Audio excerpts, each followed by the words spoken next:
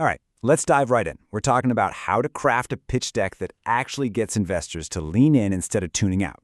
You know, the kind of deck that doesn't just look pretty, but does the real heavy lifting to get you funded. So the very first thing you've got to understand is a deck's real purpose. It's not some magic wand that gets a check signed on the spot. Its actual job is to start the right conversations, the kind that lead to a real partnership. Think of it like this. It's the key that unlocks the door, not the treasure chest itself. And that leads to this really crucial shift in how you think about it. See, most founders treat their deck like a glossy sales brochure. It's all hype, all flash, all vision. But the decks that work, they're strategic tools. They're all about clarity. They show real, hard-won traction. And every single slide sends a signal that you actually know what you're doing. It's all about building trust, not just selling some far-off dream. Okay, so let's start with the absolute bedrock of a great deck, clarity. This first part is all about why that first slide can make or break your entire pitch. I mean, think about it. If an investor is confused on slide 1, you've probably lost them for good. It's that simple. So here's the ultimate test for your opening slide. And I want you to be really honest with yourself. Forget all the buzzwords, the fancy taglines, all that stuff for a second. Just ask this one question. Can a smart person look at your first slide and within like 5 seconds go, "Ah, I get it"? If the answer is, maybe not, well, it's time to head back to the drawing board. Seriously. And this right here, this is the perfect example. On one side, you have revolutionizing connectivity for the future of work. Sounds big, right? But it means absolutely nothing. It's just corporate jargon. It's noise. But on the other side, we build wireless networks for factories using Edge AI. Bam! Instantly, I get it. I know what you do, who it's for, and the cool tech you're using. You see the difference? One tries to impress, the other actually communicates. Okay, next section, nailing the opening. So once they get what you do, you've got to make them feel why it matters, and why it matters right now. This whole next part is about taking the problem from something abstract on a page to something that feels, well, urgent and very, very real. So here's the thing. Every single founder out there says they're solving a problem. Every single one. But you know what's rare? A founder who can make an investor actually feel the pain of that problem. It can't just be some idea floating out there. It has to be concrete. You have to ask yourself, does my deck make them feel it in their gut? So how do you actually do that?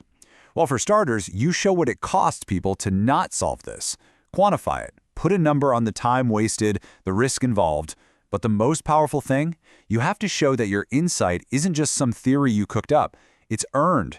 You've either lived the problem yourself or you've had dozens of conversations with real people who are living it. That's how you prove this thing needs to be fixed today, not, someday.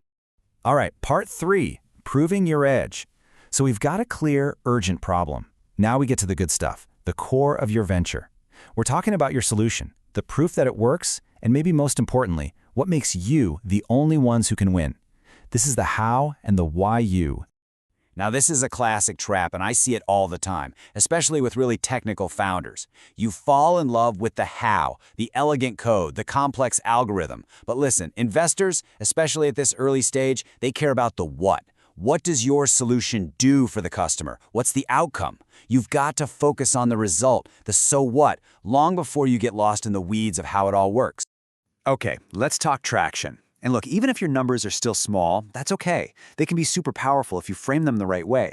Because traction isn't just a vanity metric about growth. It's a story. It's a story that proves you know how to learn and adapt. It's the signal that you can take an idea, test it, and turn that learning into real action. And here's exactly how you do that. You turn that traction into a narrative. It's not just, hey, our engagement doubled. No, it's a story. It goes like this. First, we tested direct outreach. Then we noticed a pattern in who converted. So we adapted this one key feature based on that learning. And boom, user engagement doubled. See that? It's intentional. It shows momentum. And that's what investors are really betting on. Just as important as your traction is your defensibility. You've got to have a moat. Especially if you're in deep tech. Your technology isn't just a cool feature. It's your competitive advantage. You have to ask, what have we built that makes us fundamentally harder to copy? Is it a novel model, proprietary data? Whatever it is, that's what turns a cool product into a real defensible business. Next up, building the business case. Okay, so you've got a killer product, a real problem, a solid moat. Fantastic. But can you actually build a big business around it? This is the next big hurdle, and frankly, it's where a lot of brilliant technical founders stumble. So let's get into how you prove you have an actual business plan. Oh yeah, the giant market size slide. You know the one. 1.3 trillion AI market. Every deck has it. And founders think this big, flashy number is going to impress everyone. But here's the truth. To a seasoned investor, a number like this just screams, I haven't done my homework. It feels totally disconnected from reality and shows a real lack of focus. And this right here shows you the difference between the bad way and the good way. Forget the generic, top-down, unbelievable number. What you need is a bottom-up, accessible wedge, a specific part of the market you can attack first. I'm telling you, a focused $50 million market that you can realistically dominate is 1,000 times more exciting to an investor than some fantasy slice of $1 trillion pie. And the same goes for your go-to-market plan. It can't be this hazy dream of, and then we achieve massive scale. It has to be a logical, step-by-step plan for the next 18 months. Like this. In 3 months, we'll do this. In 6 months, we'll do that. It shows you've actually thought about getting from A to B.